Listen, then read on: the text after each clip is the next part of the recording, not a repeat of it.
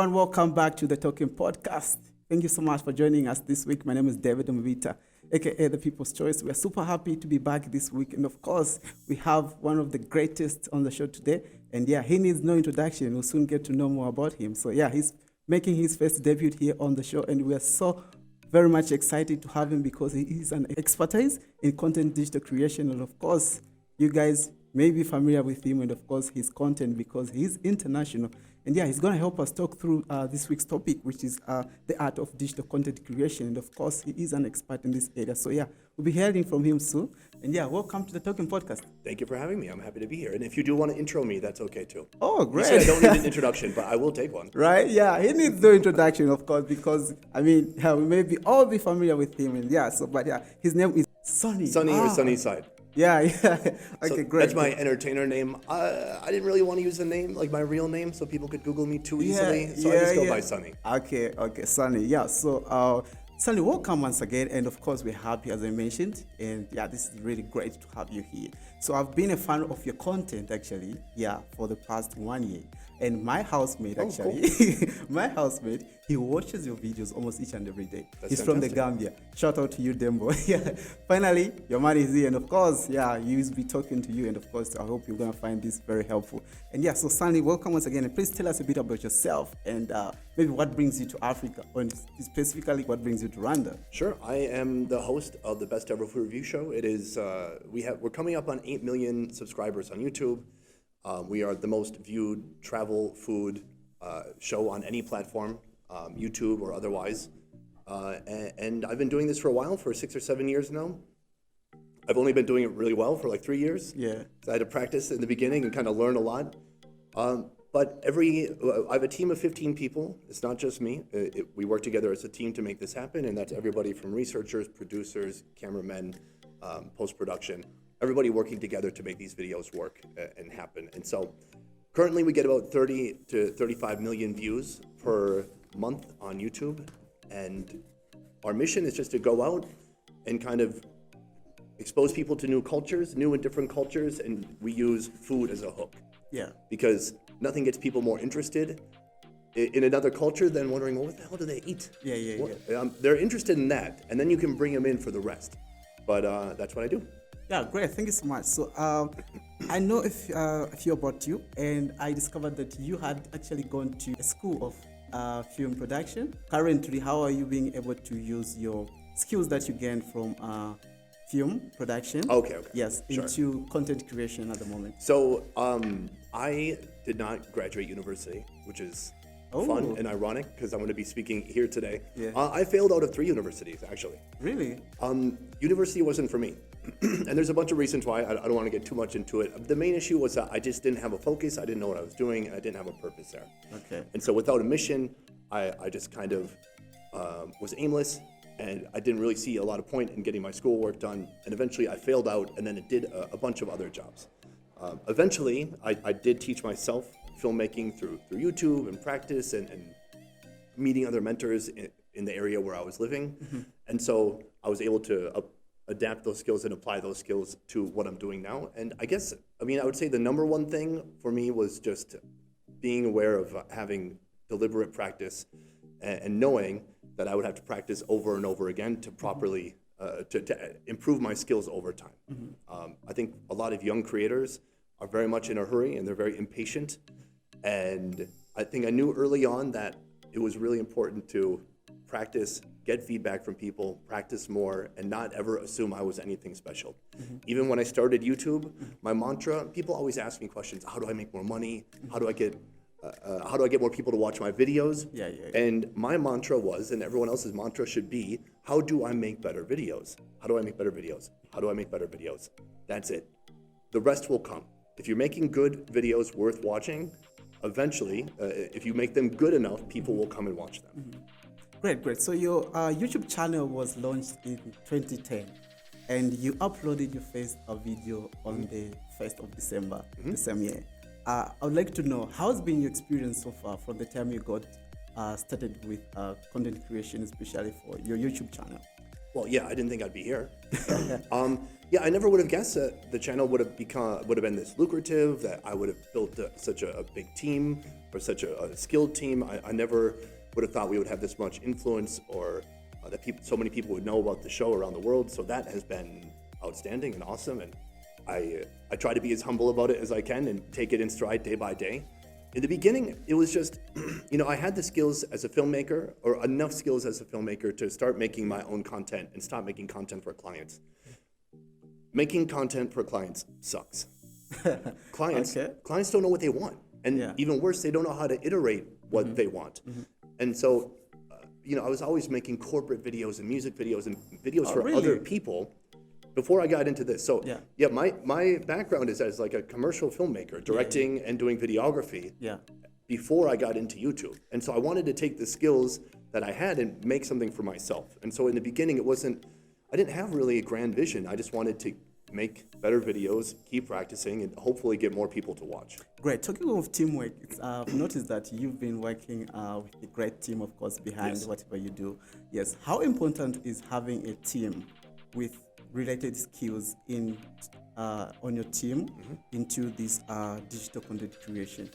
And of course, maybe young people out there would want to also kind of know, like, is it really needed for me as a content creator to kind of like have a backup, have a team behind? Well, yeah. What is that old saying? There's like, if you go alone, you can go fast. If you go together, you can go far. Yeah, I like that saying. and so, since we have a big team, for sure, we're not as nimble. We can't move as quickly as some people who just work alone. Yeah. But we are able to make very memorable content and videos and experiences for people to see that they won't forget. Having a team is everything. It's everything for me. My team, I get all the credit because I'm directing, I'm on screen, I'm kind of what people see in the end. Yeah. But it doesn't work without all the research that goes into finding countries, local producers, researching topics, making schedules, scheduling logistics, getting plane tickets, getting hotels, flying to the location, managing the shoot that day, doing the whole shoot, having 2 camera guys plus a PA who film everything with great detail and precision, going back, having that footage assembled, having editors work on that footage, having them put in their own creative vision, writing a script, sending the script to me, I revise it, then they edit all that together with music, then we send it to someone else who's doing color, who's doing audio, and then finally someone has to make a thumbnail. Usually I make the title, and then that goes online. So that's a lot of steps. That's not just me. In the beginning, it was just me. It was always me and one other person, like a camera guy. And luckily, I knew pretty much everything about production, because that was my goal when I set out in video. I was like, I need to know how to do audio, how to do video, how to do mastering. And so in the beginning, I could teach everybody who joined something. Right. But now everybody on my team... That's really good of you. And just to finish, I could teach in the beginning, but now many of the people on my team have way surpassed my ability from the editors, the camera guys, the producers. And that's what you want. You want a team who can do better than you. Yes. And I believe now you really have great leadership skills because, as a leader in your team, you've been able to kind of direct everyone to deliver to your level base, right? So would you say leadership has really kind of contributed, having leadership skills has contributed to where you are today? Yes. Yeah, I have a very unique style of leadership, and it's not for everybody. And I'm well, I'm curious. I would love to know that. It's not for everybody. And the person you see on camera is not always who I am off camera. And I have very high expectations, and I'm fairly strict. And the people on my team know what my expectations are. And if they don't, I make it very clear what my expectations are. As I was coming up professionally, I had a lot of different leaders in my life.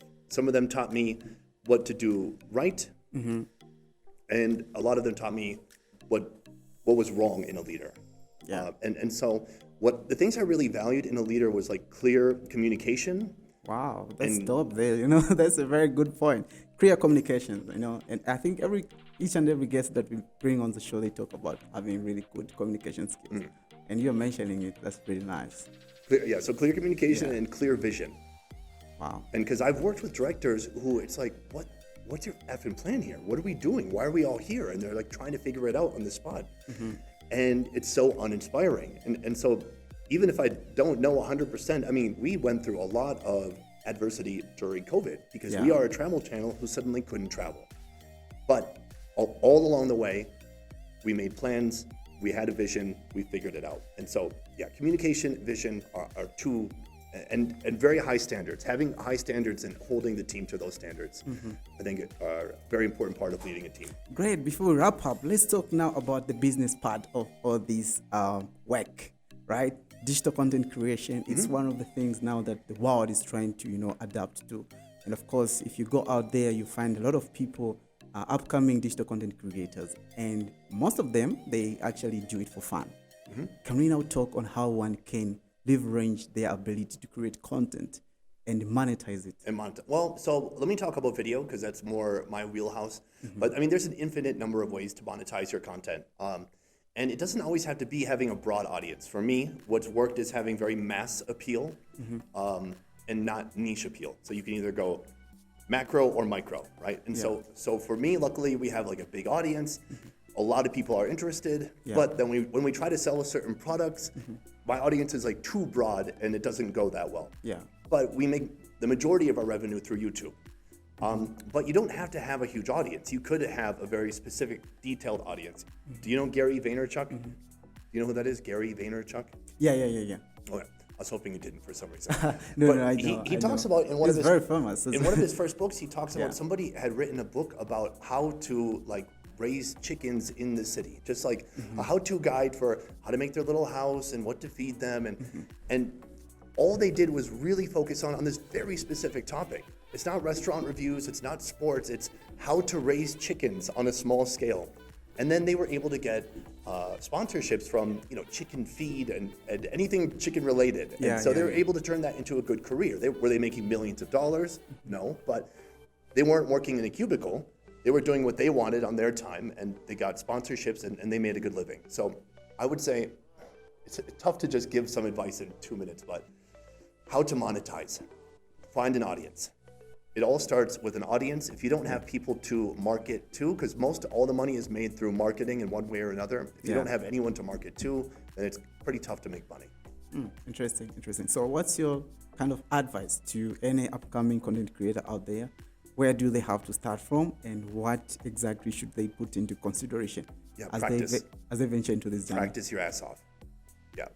Especially if you're in your 20s, practice your ass off on nights, on weekends. Try to make a calendar or have certain expectations for yourself. For me, my channel really started to do well when I committed to posting twice a week. Wow. And I stuck to that no matter what. Even though I was doing all-nighters, working till 3 a.m., if I was going twice a week, it made me consistent, and it made me have to work overtime to get the work done and get it done on time. So figure out what your skill is. Are you more of a host? Are you more of the camera person, the tech person? And just get really good at that to begin with. Nice. Finally, how is the future of digital content creation, especially maybe here in Africa? You've traveled to several number of African countries. How have you found it so far? Are young people out there into digital content creation, and how are they looking at it? Are they really taken seriously from what you've maybe made so far? Yeah, the future is bright. And especially more and more, what you're going to see is young solo entrepreneurs are going to destroy traditional media. And you can already see when you look on TV, a lot of corny looking shows with old cameras done the way they were done 10 years ago. And so young people with even very affordable equipment and limited resources have an opportunity to make content that's way more captivating and way better quality than what you're seeing on traditional television right now. Amazing. Thank you so much, Thank you. Son, for coming through here on the Talking Podcast. My pleasure. It was really a pleasure to have you, and I believe this has been really amazing and very helpful to any upcoming content creator there. Ladies and gentlemen, we are talking to a legend here. So finally, any message you have for people who are listening or watching you out there? No. Oh, keep kicking ass. Yeah. Keep going. So I'm not sure who your demo is, but if your demo is entrepreneurs, people trying to learn more, study more, I mean, stay focused, have a goal, work toward it each day, and keep kicking ass. Right. Amazing. Of course, you guys, you couldn't hear more than that. This has been the Talking Podcast. Thank you so much for listening. Or if you're watching this on YouTube, please do not forget to subscribe to our YouTube channel. Follow us also on our Instagram page, which is The Talking Podcast. You can listen to the audio version of this on Spotify, Apple Podcast, and Google Podcast. My name is David Mubita, aka The People's Choice. We're out. A peace. Peace out.